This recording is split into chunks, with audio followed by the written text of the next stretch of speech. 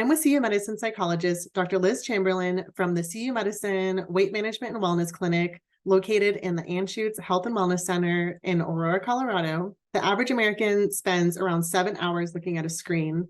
Dr. Chamberlain, how important is it for us to get outside for our mental health? You're right. Sometimes we don't know how much time we're spending on our screens. It really gets away from us, and it's so integrated into our lives now. We've got literally right in the palm of our hand. So the amount of time that we spend on a screen can be really useful. It can be really helpful. It can give us information, help us feel really socially connected.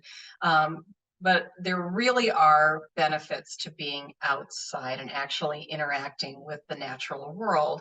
It can help our thinking, it can help our emotions, it can actually help us feel more socially connected to others, believe it or not, being even in nature, even if you're not talking to other people necessarily when you're out in nature. So there is some very tangible and tactile benefits that being in the natural world can give us that being on a screen really can't.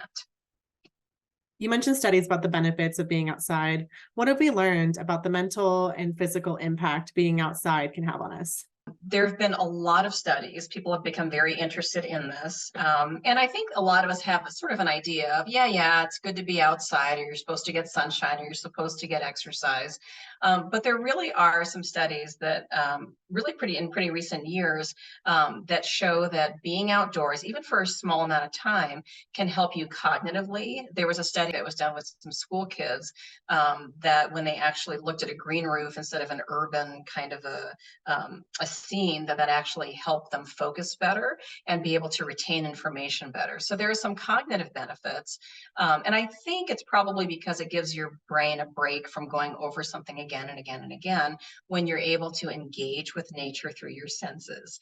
Physically, it's certainly good to we've always heard, get some fresh air, get some sunshine on your skin.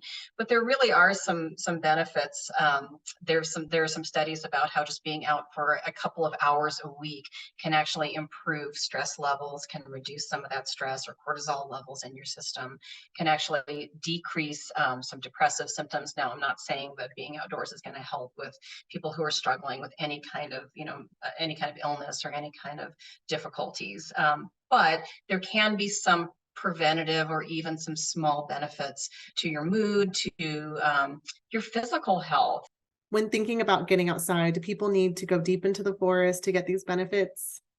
The research shows that you don't have to go deep into the forest and spend hours to get the same benefits from being in nature. So a lot more studies have come out with urban parks, different environments. It's really being in the natural world where you can find it, being able to have the intention of going into that natural space and taking things in through your senses. There was a study that I think there were 20,000 participants. I think it was also a UK study. And as we're trying to figure out how much time is needed, their initial estimate was about 2 hours a week. If you can accumulate 2 hours a week in nature, in a natural environment, that can give you lowered stress, more protective benefits, feeling more connected, better energy, better clearer thinking.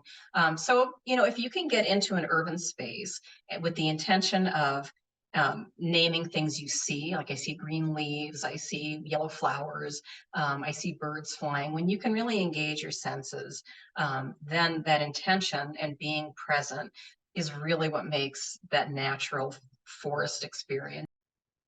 As a psychologist, what's the first step that you recommend for somebody that's looking to spend more time outdoors for their mental health?